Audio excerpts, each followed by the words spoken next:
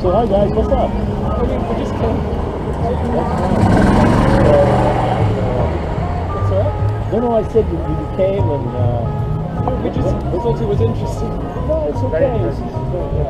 I mean, we basically, I'm sorry, we just see whoever is in an elevated position, in another elevation, we expect them to talk. No, it's okay. No, but that's a good point you make. Is that I'm a short person, yeah? So usually taller people come and I can't see people at the back. So normally this is, but you raise a very political question. The question of height and role and identity. What's right? Height and? The politics of height. Yeah? Yeah, that's right. No, what was the second thing? Of height and role. Oh, role. Okay, sorry. Okay, and identity. Yeah. Because this is what's happening in Speaker's Corner. Yeah. The visitors come here and they see the height, the role, and the identity. I agree with that. Right? But they don't go beyond that. So Mr. Speaker now, Mr. Speaker, this height, role, identity, is just a mask. Yeah. And behind that mask, my friend, it could be a lot of nonsense. It could be madness. It could be ego. It could be a lot of things going on. But the average audience, they only go by impression. Okay? So this is the problematic in Speaker's Corner. That some individuals play the role of the height, and the height is power, because especially macho males, I would agree that we tend to pay attention to taller people in taller in general. when you say pay attention, what do you mean? You could pay attention without empowering. I mean, I could be a psychopath standing up there. You're giving me all this power. No, I agree. I mean, it is correct. I would say, for example, in a business environment, that generally, for example, higher managers, etc., tend to be taller, as in the people without no contact whatsoever will tend to respect them more because they're slightly taller. Yeah. Even if there's literally no other. On a general situation. But if you are on the same status of that tall manager, because I agree. skills counts. But as a whole, yes. Because as a whole, the symbol of the whole is what the order is. Okay? Isn't it? So the tall manager must keep up appearance. Isn't it? Because then people would not give him respect. Okay? Or the small psychopath in the street, isn't it? He's going to look at him and says, I got to bring that guy down, isn't it? That's what happens, isn't it? Not necessarily bring people down. My friend, let me explain something to you. You see the president, Which one? America, president. He's a top guy in the universe. Yeah, I mean, in America. NATO, you know NATO? America is dominant in I mean, NATO. yeah, I do agree they have quite Right, that's how. military No, power. don't be personal. We're constructing here. Don't be personal. Oh, okay. Of course, I mean, on a personal level, he's just a man. We know that, okay? Yeah. But I'm talking about height. Okay. Obama is tall, right? In America, they play basketball. You're dealing with the giants, okay? No, but it doesn't matter. I'm talking about American culture, sir. Image and reality in America. So you have this small guy in the street, he hasn't got money, he don't own banks, right? But he's an American, and he believes in American value. The dream that one day you're going to have that power. You can make it. Even Obama said, yes, you can. Okay? So what I'm saying, the small guys in the street, they imagine they may not have power, but their perception is they're as good as anybody else. But you're saying they have the illusion of the American, that they can climb the ladder. No comment. No comment. I'm not going to comment. But I'm talking about what's in the guy's head. Yeah. Right? Okay? And I'm not saying if it's true or not, but he does believe that he can rise the ladder, the American dream. I am not judging. I'm not judging. I'm just. Why would you? Well, if I'm in politics, I have to judge. I make decisions, but I'm not in politics. I'm just looking at it, okay? what I'm saying, on the streets, there are a lot of people, sir. Right? When they look at you and you look too good, they will get off of their feet and harass you. It's called aggressive begging. Right? If you look like a psychopath, they leave you alone. All right? Yeah. So when you walk the street, you gotta pretend you're tough. You just gotta look the part, okay? Because if you look like a victim, you will be a victim. That's really good advice for what you're about probably here. Yeah. Very important. Very important. If you look like you're lost, you're gonna have a bad time. Very cool. So that's the point I'm making, okay? But a lot of people envy power, okay? They don't know what it is. They feel insecure, and they think the only way they can express themselves is by, isn't it? So that's why they play these psychic games, you know. If they feel insecure, they try to bring you down, right? Trying to score points with you, psychological games. That's their own insecurity, right? That's what I'm saying, of power and politics. So I'm saying it's played out on every level, right? So when I mention Obama as the top guy, what I'm saying, people who are not in Obama's possession, okay, they're worse than him, okay? They're small tyrants. They don't have the courage to challenge Obama, but they will abuse babies, they'll abuse their families, they'll abuse children and animals, okay? So that's what I mean. If you're a manager at all and you look as if you get power, you put the psychopaths on the streets off. Because they say, I don't want to mess with this guy. He's too good looking, his clothes are good, he talks good, don't give me an excuse. Right? And they leave you alone. Because your clothes are like your words. And some people look at your clothes, they're not listening to what you're saying. Isn't it? I agree, yes. No, I'm saying some. Intelligent people don't. But you do form first impressions. Intelligent people don't. Intelligent people just, isn't it? Look at you. I disagree. I'd say even intelligent people can easily be No. by first impressions. No, when I say intelligent people, people who know how to communicate. Yeah. Right? Yeah. I'm not talking about training and intelligence. I'm talking about your natural intelligence. Okay? Right? Some people have that natural instinct. Yes. Okay? Now, so what I'm saying, standing up as the speaker is very political. Because the speaker, like myself, speak one word at a time. Linear. When you're listening, you don't think like that. First of all, you have to isolate, separate the sounds from elsewhere to focus on what I'm saying. You also have to make sense of my nonsense. Right? I mean, yeah. Because once I spoke the spoken word, I'm no longer responsible. Once the word leaves my lips, it's gone. I'm not responsible for it. Right? So it is you, the listener, who have to do the hard work of making sense. That's why they say, speech is silver, silence is golden. The best speakers are the best listeners. Okay? Speakers have it easy, especially if they have an audience that blindly obeys. Okay? Now this is where, when we talk of political culture, we talk of fascism. Right?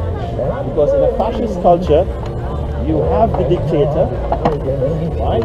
He demands all the power, and he bullies the people, he puts them down, and the people on the other hand worship him, obey him blindly. Okay? There is no questions, there is no debates, no discussions. I would say there is debate and questions. Don't be silly, my friend. No. In fascist, During the fascist time, okay, when the speaker speaks, if you put your hands up now, 4 men will surround you. No, but I just gesticulate because I'm half Italian. You're not a fascist. You're a troublemaker. You're not a fascist. If you're a fascist, you will stand there, especially when a man is talking above you, you will stand there, isn't it? And today being a holy day Sunday, in the name of the Lord, you will stand there and don't argue with the man. Okay? Listen to Because you're a troublemaker. You are not a fascist. Thank you. Right? You are not a homosexual. Homogender. You see, if you are a good homogender, you will keep peace among the brothers. You wouldn't argue with men in front of women. Isn't it? Because men are born homosexuals. Right? They feel more easy being one of the boys. Right? Secondly, when they meet women, they act differently. They don't share their boyish sayings, fantasies with women. I ask you one thing. Yeah. Men and women. Do you consider everybody to be human beings on this planet? Yes or no? The word human Yes being. or no? Yes Who or are you? no? Are you a man? I said yes or No, no. I will answer your question if you're a man. Answer the question. No, it's important. You may be a troublemaker. If you're a man, then you're a human being. I man, you man, human being. A human being is two men, singular and plural. Women are not humans. That's quite controversial. Whatever, my friend, a woman is not a man. If man is a human being, what is a woman? I mean, they're two different. A woman is not a man. Whatever a man is, and if men are humans, women are not. That's where sexism is better than humanism. Because at least you're not listening. At least sexism recognize women. Sexism recognize women and treat them differently. Humanism don't recognize women. Humanism is gender blind. But that doesn't mean they don't recognize women. I mean, they don't recognize any gender. They don't also don't recognize But that's the men. point. Sexism recognize women as different. Yes. No, as different. Yes, and humanity. But with sexism, women can campaign for equality. But under the banner of humanism, women cannot campaign for equality. Because I assume humanism implies that they're already. You assume I as a man talking to another man, I man, you man. Are you sure So man is both singular Are you sure you're a and man? universal. Are you sure you're a man? Madam, I am Satan. Are you sure you're I'm a liar. Are you sure you're a man? That's the truth. Because we are standing discussing. I let me know. She's getting too high with the horns in my head, honestly. Listen. I know this is confusing. The point I want to make is this, is that words could be interpreted in a million ways. I agree. Entirely. That's true. And no man is universally value free. You need to elaborate. What I'm saying is, to be a man, the male, no one is born a man. You have to become a man. For males to become men, they have to learn language. They have to believe in patriarchy, masculinity, phallocentrism. They have to have a big ego. They have to follow the penis. Okay? Now, not all males could be men. The males that are not men, we call them sissy, mommy's boys. I'm not joking. I know, I agree with Males that are not man enough, we bully them. Right? Now, females are born. No one is born a woman. For a female to be a woman, she has to be a demolition expert. She has to break up the female body and rebuild it with cosmetics. There are over 300 types of chemicals women apply to their female body to be a woman. Men are employed because men invent money. Right? Invent. Yes. Men make money because you must trust money as you trust God and the penis. Number two, when women are in love, they provide free service. Okay? Right? That's why men marry women who are in love.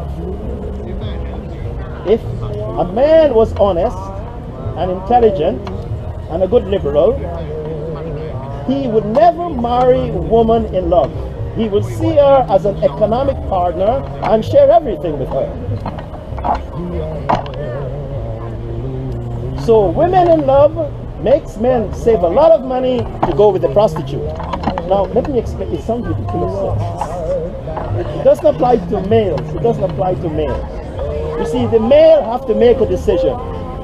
How does he want his body to be shaped? Okay? Because that's what gender is. Gender is style of the body. How you stylize the body.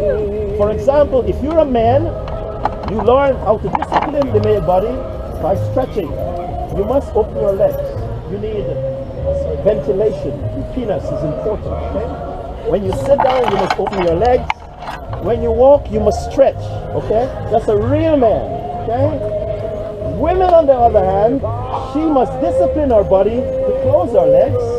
In fact, if she could stand on one leg and occupy the least space possible, that is good. Women are not masters of the universe. They're not entitled to space. So women that stretch their bodies are loose women. When they talk too much, they have loose lips. And they're supposed to restrict their body. They're not supposed to move their body. All this loose talk, loose hips, okay? Sir, I'm patriarchy. No, that is true. I know. Because we are at war with the French. And we want all men to stand up together, erected like their penises. And we have no time for kissing and cuddling. Because when women are around men, they cuddle too much, kissing too much, men become weak. And the French will invade us all. So that's why we must separate the women so men can save his energy and be ready for the war with the French. Okay? Right? So it's all patriarchy, madam. It's all to do with how we discipline the body, colonize the body. It's all about the French. It's not about us. It doesn't matter who we are as long as we are not French. Okay? The French are different from us and we are different from the French. It's the same difference. Everyone is different except me. Thank you for laughing. But the thing is, it's not what difference is. It's how we treat difference. Smart people manage difference and exploit it.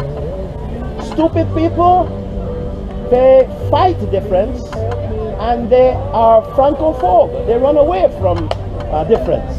Okay? So the best thing to do with difference is like being an intelligent farmer. You see, if you live in a city, don't ever try to go into farming. Right? Because when you go into farming, you must know the difference between a bull and a cow. Not many people know that. Because if you want milk, you do not buy a bull. So an intelligent farmer, he is going to buy a cow, okay? Next thing he's going to do is integrate with the cow. Because to exploit a cow, you must get close to the cow, touch the cow, talk to the cow, massage the cow. Because cows are intelligent. Cows want to keep their milk for their young ones. So when the farmer massages the cow and plays music to the cow is happy, the cow gives more milk. Okay? In other words, the farmer is employing the cow. A stupid person will eat the cow and lose everything. See? So, a cow that is a commodity for exchange, employment, is more profitable because then that cow could produce milk or the calves and you have multiple profits. But if you're stupid and you only want to use the cow, consume the cow on your plate, you're not doing business, are you? Now, apply that to a human being. When a young man during the summer months finishes exams, he's looking for someone with milk and honey, a woman. But he knows women are intelligent because he's been studying at university with her. So he cannot say to her, look bitch, I want to exploit your ass, because she's gonna run away. So he has to approach her to get her trust, to get her milk and honey. He has to say the right words, hi baby, in the right tone, at the right time. He has to learn all the tricks that psychopaths use to get people trust. And once she is attracted to his web, isn't it? Then he completely has control. So that's why exploitation is good. An exploiter has the intelligence to recognize his or her values and to recognize the other value which they need to exploit. So if you have a relationship with an intelligent person, they will value or appreciate their values and yours. And there is hope because you could negotiate the terms of that relationship. If you have a relationship with an idiot and a stupid person who does not recognize their value, guess what the outcome would be? Sir, it will be murder. A stupid person will destroy themselves and anyone having a relationship with them. That is the reason why most women have relationship with psychopaths, because they're in love. Okay? And that's why they always end up being victimized, being brutalized, etc., etc. So it's very important, relationship. Whatever the relationship is, personal, even industrial. Industrial relationship, collective bargaining, the European Social Charter, where employees are allowed time off. Companies, governments, and unions make arrangements for employees to learn economics, the law, history, so they could go to the manager and negotiate with papers under their hands, instead of being macho, empty-headed, and the Hulk, banging their fists on the desk, knocking the manager out, and ending up in prison. Okay, that used to happen in the old days. Okay? But today's collective bargaining, trade unionists are as educated as managers.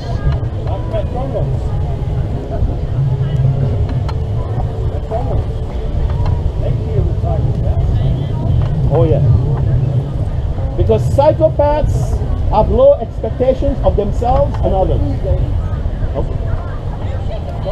No comments, sir. Okay? Now, so exploitation is good because the exploiter will keep you alive to guarantee and sustain its source of exploitation. So be very careful when you choose relationships. It's better to have relationship with intelligent people. You look at all the stupid men on the planet. Guess who they have relationship with? Vulnerable female.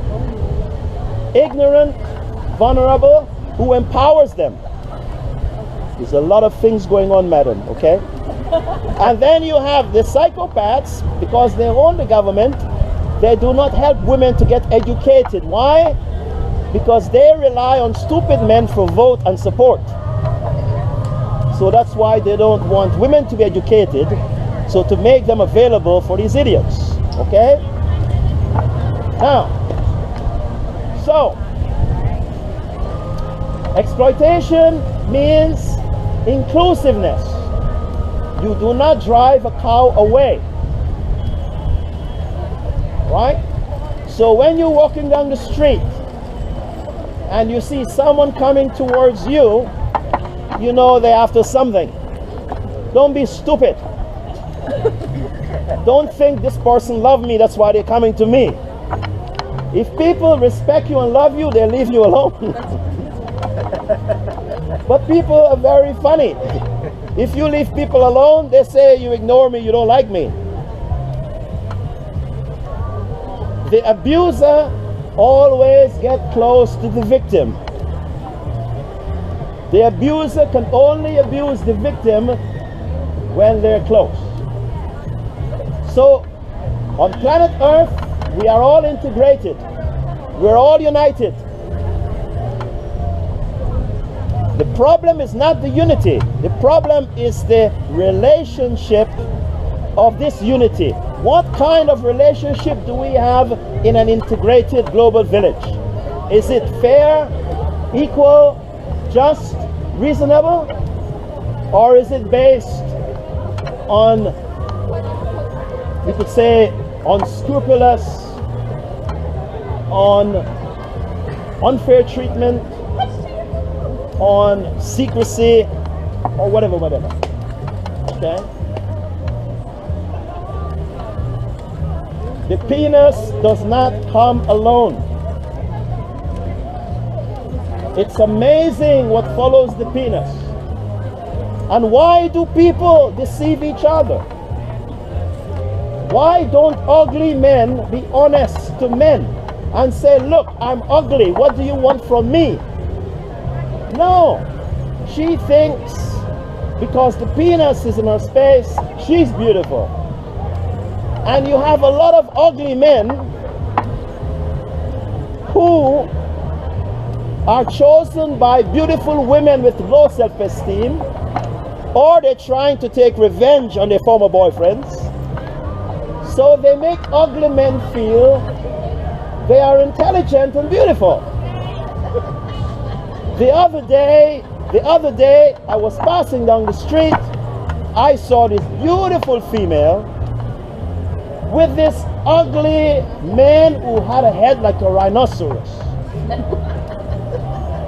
I had to say something. As soon as they passed me, I said, Beauty and the Beast. Did you know what the ugly guy did? You wouldn't believe this. He turned around, come back to me and said to me, how dare you call my wife a beast? I was talking about him. Do you see the problem, sir? You see the problem? And it's a problem of low self-esteem. That's why people take plastic surgery. Isn't it? Some of them even hang around nice people to imagine they're part of, isn't it? All people have to do is just be happy the way you are, because beauty is only skin deep, right? No such thing as an ugly person, because all ugly person, when they smile, they look beautiful when they're happy. All beautiful people look horrible when they are stressed up, isn't it? I'm not happy, okay? So it's nonsense. But it's to do with self-esteem. If you are confident, your beauty will shine. Okay? See? But if you watch television and you believe that television is alive and you are dead, you ignore your friends and your family, and you start communicating with the actors on TV that are high on coke. You have no idea how they make these movies. Okay? But that's the problem. It is institutionalized. It's not personal. Because we have developed a consumption habit. to be addictive, to trust things outside of ourselves. Beware of anything outside of your body and mind, especially if it has a label.